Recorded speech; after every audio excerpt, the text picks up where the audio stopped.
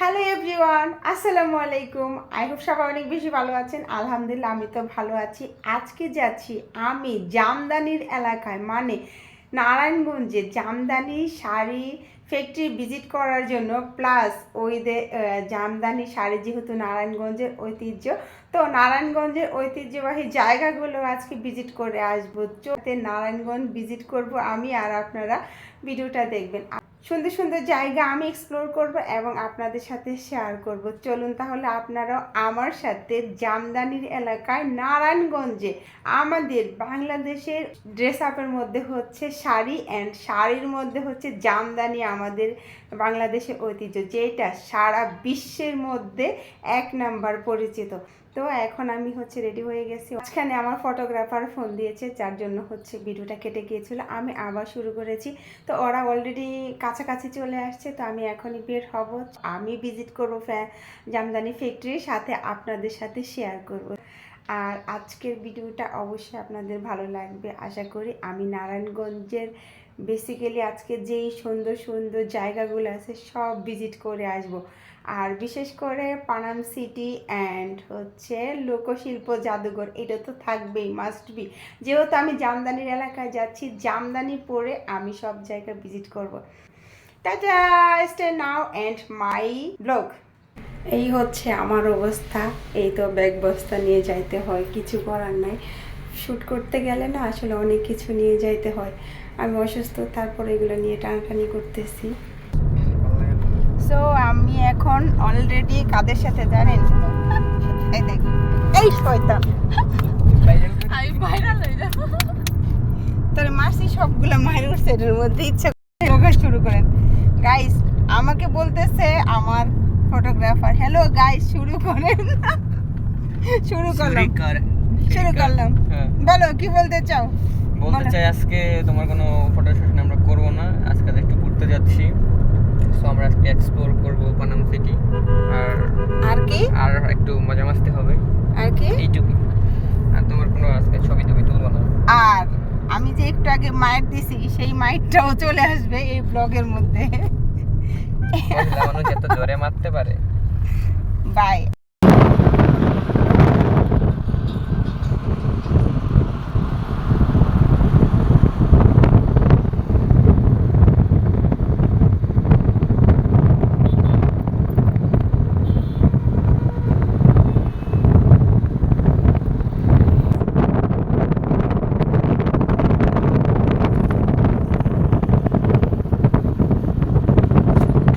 আমি আজকে যে শ্যুটা পরেছি, এই শ্যু পরে আমার একবার পায়ের মধ্যে চলে গিয়েছিল, তাই দেখেন একটু আমি আজকে একদম ওয়ান টাইম ব্যান্ডেজ লাগিয়ে তারপর শ্যুটা পরেছি।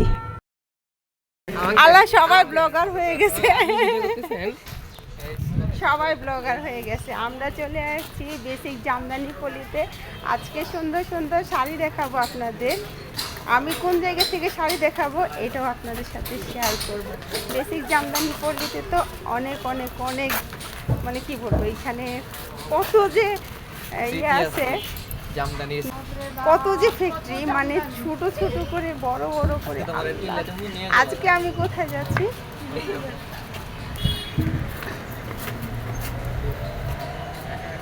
রাজন জামদানি হাউস।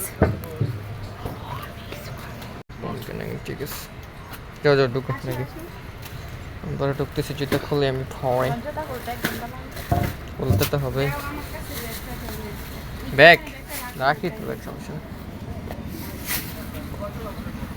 বাহ, এই আমাদের ফটোগ্রাফার। তো আমরা এখন রাজন জামদানি হাউসে চলে এসেছি। এখান থেকে আমরা কিছু জামদানি দেখব, কথা বলবো।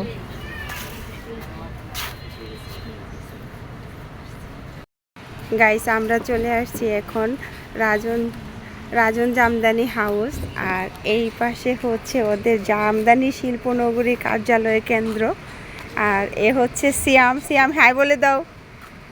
মূলত আমি ওর কাছেই আসছি আর ওদের কাছ থেকে জামদানি নিতে আসছি। এখানে আসলে পুরাটাই শুধু জামদানির শাড়ির হাউস অ্যান্ড হচ্ছে ফ্যাক্টরি। আমি এখন ফ্যাক্টরি ভিজিট করতে যাব। তো চলুন আপনারাও আমার সাথে, আমি একটু ফ্যাক্টরি ভিজিট করে আসি। কিভাবে জামদানি তৈরি হয় এটা আমি আজকে আসলে এক্সপ্লোর করব। আমার জীবনেও আমি মানে জামদানি পলিতে আসি না, এই ফার্স্ট টাইম আমি জামদানি পলিতে আসছি, মানে বেসিক জামদানি নগরীতে। নারায়ণগঞ্জে আসছি বেশ কয়েকবার, বাট এদিকে আসা হয় নাই। রাজন জামদানি হাউস, এখন আমরা যাব কারখানার ভিতরে। দেখি কীভাবে একটা সুতো থেকে সুন্দর শাড়িতে পরিণত হয়, এটাই আমি দেখবো এখন।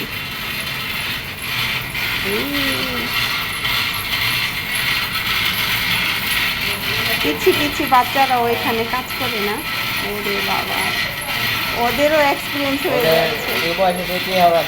হ্যাঁ, দক্ষ কারিগর হয়ে যাবে।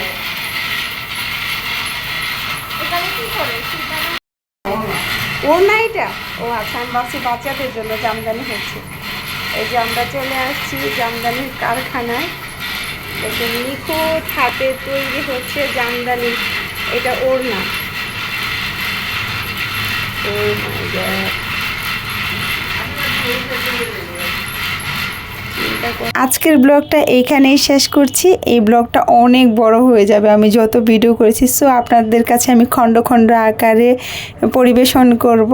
সো ভিডিওটা কেমন লেগেছে অবশ্যই কমেন্ট করে জানাবেন। ভালো লাগলে লাইক করবেন, শেয়ার করবেন। বিদায় নিচ্ছি, আল্লাহ হাফেজ।